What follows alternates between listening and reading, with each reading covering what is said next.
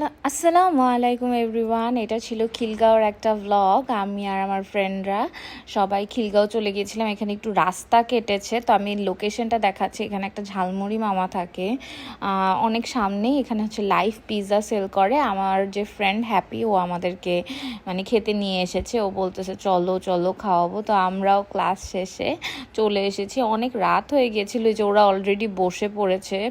তো জায়গাটা খুব ছোট। আগে আমরা খেয়েছিলাম তখন ভিতরে জায়গা পাইনি, বাইরের দিকেও বসার জায়গা আছে। ওইটাও ওয়েদার ভালো থাকলে বাইরে বসে খেতেও ভালো লাগে। তো আমরা পিৎজা দেখছিলাম, ও খুব ভালো একটা পিৎজা চুজ করে। আমরা মনে হয় প্যাপ্রিকা টাইপের, ঠিক মনে পড়ছে না, বাট একটা পিৎজা আমরা যেটা অর্ডার করেছিলাম, ট্রাস্ট মি অনেক ভালো লেগেছে। ওদের লোকেশনটাও খুব, মানে ওদের ডেকোরেশনটা খুবই সুন্দর। পিৎজাটা দেখতে যেরকম ভালো লাগছে, খেতেও ট্রাস্ট মি অনেক মজা। আর এটার যে চিজ, একটা লোডেড একটা ব্যাপার, যেটা আমার কাছে সব থেকে বেশি ভালো লেগেছে।